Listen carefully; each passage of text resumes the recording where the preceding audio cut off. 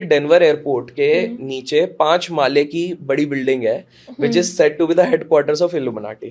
ठीक है, और इसके ऊपर काफी सस्पिशंस लगे हुए हैं। अच्छा। और कहा जाता है कि काफी सारी अथॉरिटीज हैं जो रेस्ट्रिक्ट करती हैं कि भाई आप वहां पर एंटर कर ही नहीं सकते हो। काफी लोगों ने कोशिश करी है, बट जिसने बहुत ज्यादा कोशिश करी वो गायब हो जाता है। ठीक है, एक आपने अगर इंसिडेंट सुना होगा कि एक हाल फिलहाल में कुछ दिन पहले की इंसिडेंट है कि एक लेडी एक फ्लाइट में जा रही है, अचानक से वो किसी को देख के बहुत चीख उठती हैं। ठीक है, एंड वो बोलती है कि नहीं, मैंने उनके आईज को फ्लटर होते हुए देखा है and this person is not a human being. That's जो रेप्टिलियन वाला चलाते हैं ये वो है। और एयर होस्टेस और ये सब उनको पूरा सूद करते हैं। किसी ने सीक्रेटली रिकॉर्ड कर दिया था, काफी वायरल जा रही थी ये वीडियो।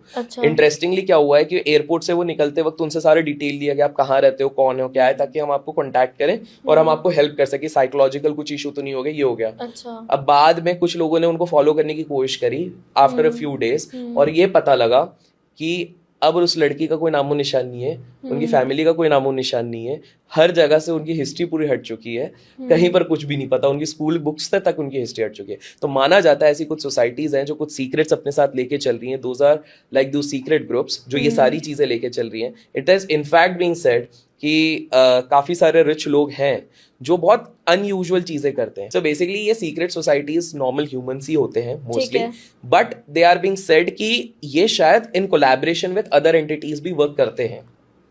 अदर एंटिटीज, अब entities could be multiple, it could be, देखो हमने वर्ड दिया हुआ है एक्स्ट्रा टेरेस्ट्रियल एंड ये सारे सैटानिक और ये सारे दिए हुए हैं just because we don't have a proper name, maybe they are called something else. तो ऐसा माना जाता है कि they are working very closely with these kind of things. But broadly अगर बताया जाए तो ये सोसाइटीज वो रहती हैं which has access to the best knowledge, best of the best governments. ये कंट्रोल करके रख रही हैं, ये हॉलीवुड को भी कंट्रोल कर रही हैं। इसलिए आप देखेंगे काफी सारे पॉप स्टार्स होते हैं, ये कहीं ना कहीं इनके ही मोहरे रहते हैं। तो ये सीक्रेट सोसाइटीज वो हैं which have extreme power, they are very secretive, they are trying to control everything into our country। Example के तौर पे चलिए एक सबसे सिंपल एग्जाम्पल देता हूँ, आपके जो ऑडियंस है, व्यूअर्स हैं, वो इस चीज को समझने की बिल्कुल कोशिश करेंगे।